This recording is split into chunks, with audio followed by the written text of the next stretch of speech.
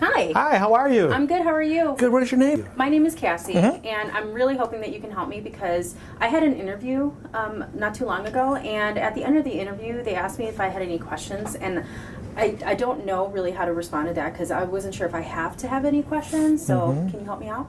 Yes, you have to have questions. Okay. Couple of reasons why. First of all, let's go back a little bit and talk about your interview. Sure.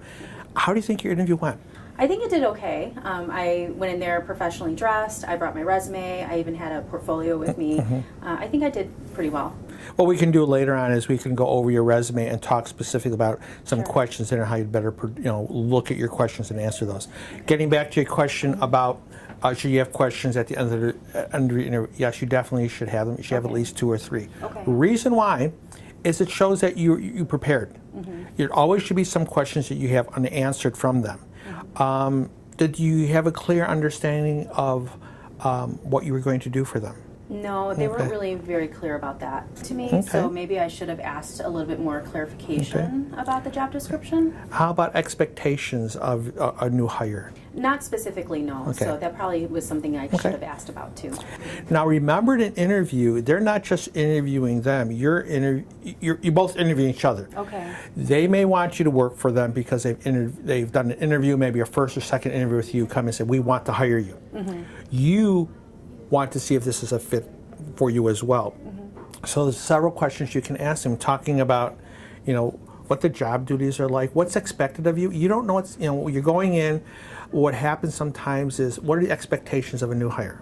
How do you want to be, management style? What do they expect from you? Things like that. Other thing I hear a lot of students say is the cultural fit. You have 3 companies do the same thing. Certain people like other companies for various reasons. You don't want to ask, so tell me about the culture, because again, definition of culture is not. But did you know any of the, when you talked to them, did you know if any of them were new hire or more younger employees, like 2-3 years out, or older employees who've been there 10, 15 years? How long they were working for the company? No, they did not say. Okay, because one of the things you can do is ask someone that says, Mr. Smith, how long have you been working for this company? And they say, I've been working for 10 years. And you say, well, what keeps you here? And he'll explain to you very nicely why he keeps you. Someone's younger, maybe within 2 years of high school. What brought you to this organization? Those roundabout questions will give you an idea about the culture. The other important thing about asking questions is, part of the interview is you want to do a close. Most interviews are anywhere between half hour and 45 minutes, which means that the first part of the interview is more of them saying, here's the job, here's the description of it, here's what I expect you to do. Then they start asking you questions. Then they give you a time for you to ask questions, and usually that's maybe minute 15 to 18 in there, so it's like 2/3, a good portion into the interview. You then want to ask questions, because the other thing is you want to show them you're interested. You want to show them you are fit.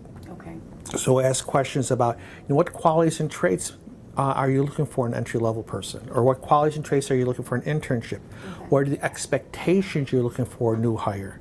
Things like that, so you know what's expected. So if they're saying we're looking for someone who is energetic, willing to take initiative, learns from their mistake, a series of things that you're knowing what they're doing. Now you have this saying, okay, here's what they're looking for. When you use the close at the end, after you ask all your questions or time's running out, and you thank them for the interview, saying, a lot of the things that you're looking for, traits or qualities you're looking for in an employee I have, such as I'm energetic. So you talk about I'm energetic and give an example. Or I'm willing to take the lead in things, and talk about some of your leadership examples. You want to do a sell, because just in a length of time, you're saying, here's what you're looking for in an employee, here's my experience, here's what I have, and it's your close and your sell with them. And you're not going to get that information unless you ask questions, okay? So we've learned from our experiences. Again, you want to come across, you really want the job. By asking questions, show you want the job. So what we can do, we'll do a practice interview later on. I'll show you how to, a couple of forms that we have or worksheets we have that can help you prepare for questions and help you answer. We can do that and walk through them. Okay? Okay. Thanks for coming in. All right. Right? Thank you very much. Meeting you, Pleasure to Cassie. meet you.